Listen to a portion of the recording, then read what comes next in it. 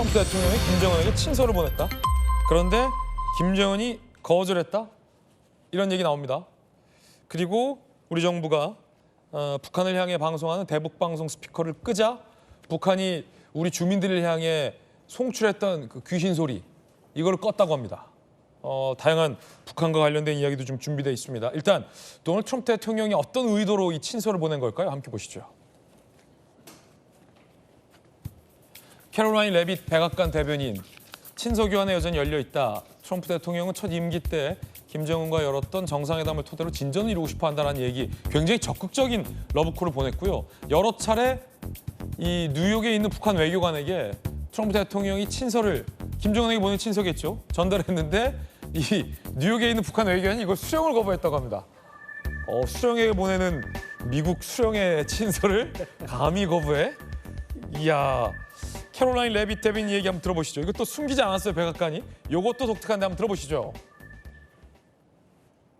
The president remains receptive to correspondence with Kim Jong-un, and he'd like to see the progress that was made at that summit in Singapore, which I know you covered in 2018 during his first term. As for specific correspondence, I'll leave that to the president to answer.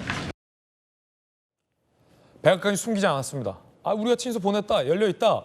이 말은 김정은 친서 받고 답장 보내라. 과거 트럼프 대통령이 김정은에게 받은 편지를 공개한 바도 있었죠. 이렇게요. 들어보시죠. I just showed a letter that I received just yesterday from Chairman Kim, which is a extraordinary letter. 오늘 또 돌직구엔 북한 문제 전문가 김우식 교수님이 또 계시잖아요. 이 뭐랄까 굉장히 좀 모욕스러운 상황으로 받아들일 수 있어요. 트럼프 대통령 입장에서는 이 내가 친서를 수차례 보냈는데 이게 평양으로 가지도 않고 뉴욕 차원에서 수령을 거부해? 근데도 백악관 대변인이 이거를 뭐 거침없이 공개한다? 이거 뭡니까? 지금 트럼프 2기 행정부에서는 지금 외교적인 성과를 내야 될 것 같고요. 네. 그 과정에서 지금 우크라이나 러시아 전쟁을 휴전으로 이끌겠다는 것도 처음 열심히 야심적으로 했습니다만 잘 안 되고 있고. 잘 안 되고 있다. 그다음에 이스라엘 하마스 관련도 지금 잘 안 되고 있고. 네. 그렇다면 과거에 2018년, 19년 일단 2번 만나고 또 판문점 시대까지 3번 만났던 김정은과의 브로맨스를 다시 한번 상기시켜서 부활시켜보자. 뭐 하나 지금 외교 문제가 제대로 성과를 된 게 내야 없다. 되는데 아마 그런 면에서는 오히려 트럼프 행정부 쪽에서는 북한에게 접근을 훨씬 더 적극적으로 할 동기가 있어요. 예. 왜냐하면 김정은 입장에서는 지금 러시아하고 손을 잡고 이미 파병까지 했고 그리고 러시아를 통해서 상당한 부분의 경제적 지원과 군사적 지원과 정치적 후방 효과를 가지고 있기 때문에 김정은 입장에서는 아쉬울 게 없다 이 말이에요. 지금은 뭐 내가 트럼프에 대해서는 아쉬울 게 없을 수 있다고 보고요. 그래서 친서를 수령 안 하는 겁니까? 더 중요한 것은 이제 제가 듣기로는 그때 네. 2018년 싱가포르 회담은 잘 됐습니다만 2019년 하노이가 노딜로 끝나면서 네. 김정은이 굉장히 화가 났다는 게 이제 북한의 그 이후의 상황입니다. 그리고 특히 그때는 김정은이 열차를 타고 평양에서 하노이까지 수천 킬로를 갔잖아요.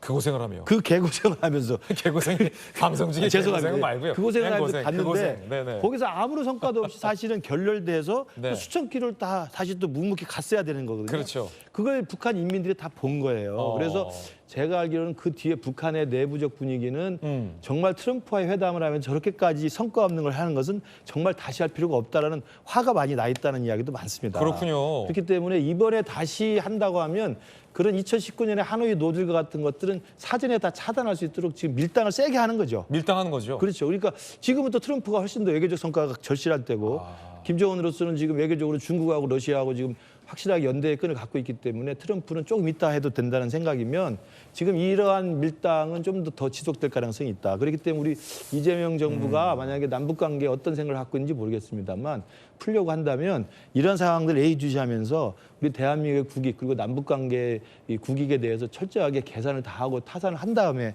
접근을 해야 된다고 생각합니다. 김우식 교수님 잘 지적해 주셨지만 우리 입장에서는 조금 염려스러운 점이 있군요. 왜냐하면 미국이 오히려 더 이렇게 적극적인 상황에서 북한이 최대한 튕기면서 나중에 혹시 뭐 북미 회담을 하더라도 북한이 최대한의 것을 미국으로부터 얻어내려 할 텐데 우리 입장에서는 사실 북한의 핵무기를 미국이 용인하거나 내지는 미국이 찜짓 뭐 눈 감아주는 상황이 우리에겐 최악의 상황인데 미국 입장에서 이렇게 오히려 북한의 이 대화에 좀 몸이 안 달라 있는 상황이라면 냉정하게 좀 미국이 좀 봐줘야 할 텐데요. 그러니까 그 밀당의 과정에서는 지금 상황의 국면에서는 트럼프가 좀 다급한 편이고 김정은은 좀 느긋한 편이라고 한다면 우리가 그때는 균형을 좀 잡아줘야 됩니다. 네. 그런 면에서 보면은 뭐 앞으로도 뭐 G7 지금 가기로 했고 그렇다고 한다면 트럼프 대통령과 빨리 정상회담을 해서 뭐 관세 협상도 중요합니다만 우리가 이 남북 관계에 대해서 우리의 입장과 우리의 요구와 우리의 최소한의 국익에 대해서 트럼프 대통령과 확실하게 조율을 할 필요가 있다. 왜냐하면 트럼프는 잘 알지만 괴짜 성격이고 자기 하고 싶은 걸 해야만 직성이 풀리는 네. 사람이어서 그때도 저 3차 판문점 회동에서 만났을 때도 당시 문재인 대통령입니다만 사실은 그때 약간 왕따 분위기가 있었거든요. 그러니까 그런 걸 보면 우리 대한민국의 국익과 남북 관계에 대한 우리 대한민국의 주도권을 우리가 갖기 위해서 트럼프 대통령과의 조율, 한미동맹의 중요성 속에서 북한에 속지 않을 수 있는 이런 부분에 대한 조언 충분히 해야 된다고 생각합니다. 네, 가장 중요한 게 이제 북한이 지금까지 개발해온 기존의 이제 핵 무기를 미국이 용인하느냐 마냐가 우리 한반도 안보에 굉장히 직결되는 문제인 만큼 그 부분을 우리 정부도 미국에게 당차게 요구를 해야 한다라는 부분을 짚어주신 건데요. 과거 김정은과 트럼프는 3차례 만난 바 있습니다. 2018년 6월, 2019년 2월, 2019년 6월 이렇게 3차례 만난 바 있고요. 이거 이스라엘 문제 그리고 러시아, 우크라이나 문제 최근에는 인도, 파키스탄까지 분쟁을 낳고 있어서 굉장히 외교적으로 트럼프 대통령이 사면초가 거기에 내부적으로는 이 불법 이민자 단속 문제와 또 거기에 관세 문제까지 겹쳐 있어서 트럼프 대통령 입장에서 굉장히 좀 머리가 아픈 문제들이 많은데 한번 쥐고 흔들었던 북한 카드가 좀 혹할 수 있을 것 같다라는 전망과 분석도 지금 나온 겁니다. 북미 대화 보관 변수는 뭘까요? 하노이 노딜 트라우마. 김정은에게는 트라우마가 있다. 굴욕을 받았던 거에 대한 아픈 기억이 있다. 그리고 옆에 보니까 푸틴이 잘해준다 이거죠. 그리고 푸틴이 뭔가 자꾸 뭘 줘요. 그래서 대북 제재 속에서 뭔가의 출구를 김정은이 나름의 러시아와의 어떤 관계를 통해서 뚫었다는 겁니다. 그래서 그렇게 다급하지 않다. 이런 전문가들의 어떤 진단도 지금 나오고 있거든요.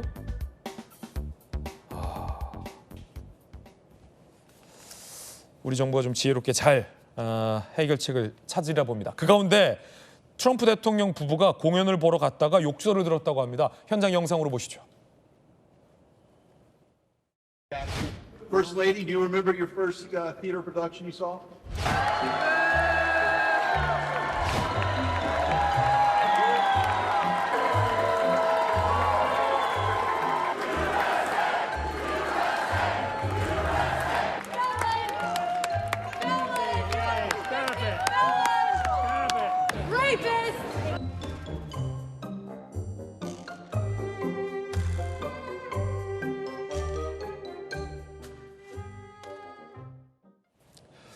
자, 그런가 하면 이재명 대통령의 이 지시로 우리가 대북 방송을 껐습니다. 자, 그러자 북한이 우리 주민들을 괴롭혔던 이 귀신 소리 등등의 대남 방송도 중단을 했다고 합니다. 기존의 어떤 대남 방송 등은 이랬습니다. 들어보시죠. 처음 들으시는 선곡은 기계음. 북한이 우리 주민들, 접경지 주민들을 아주 괴롭히고 못 살게 구는 정말 못된 방송들 많이 틀었거든요. 야밤 이런 귀신 소리. 이거 들으면 주민들이 잠을 못 잡니다. 무서워서가 아니라 신경 쓰여서 잠을 못 자는 거죠. 이것뿐만이 아니라 뭐 다양하게 뭐 늑대 울음소리에 뭐 긁는 소리 이런 것도 방송을 했는데 요 북한의 아주 뭐랄까 이런 귀찮은 방송들을 북한이 멈췄다고 합니다. 사이렌 소리도 있었고요. 자, 그러자 우리 뭐 접경 지역 주민들은 이제 좀 살 것 같다라는 반응도 나오고 있습니다. 함께 보시죠. 한동안은 아주 그냥 그 괴상한 소리를 내가지고 스트레스 많이 받고 그러는데 한결 조용해서 좋죠. 평화롭고 살기 좋은 동네 다시 찾아왔습니다. 좋죠. 너무 좋죠. 폭탄 터지는 소리, 귀신 소리 이런 거 맨날 듣다가 이렇게 조용하니까 좋죠. 네, 김희정 의원님, 북한이 그래도 뭔가 좀 화답을 했다라는 게 좀 의미가 있군요. 예, 다행스러운 일입니다. 뭐 남북 관계를 이 적대적 관계로 규정하고 나서는 정말 굉장한 긴장 상태에 있었잖아요. 그래서 그 오물풍선하며 저희가 계속 여기서도 많이 다뤘었는데 다양한 일이라고 생각하고요. 특히 접경 지역의 주민들은 이게 잠을 제대로 못 자면 사람이 우리가 정상적인 일상이 안 되잖아요. 얼마나 고통스러운 일입니까? 그런데 간만에 정말 평온하게 푹 주무셨다고 하니까 정말 다행스러운 일이라고 생각하고요. 단판의 남북 관계가 갑자기 좋아지고 이럴 수는 없겠습니다만은 좀 점진적인 어떤 개선책을 좀 마련하고 또 북미 대화 이런 것도 우리가 또 패싱당하지 않도록 지켜보면서 하나씩 조금 개선해 나갔으면 좋겠습니다. 네. 자, 그런가 하면 북한 김정은이 최근 해군 고위 간부를 총살했다라는 보도가 나왔습니다. 함께 보시죠.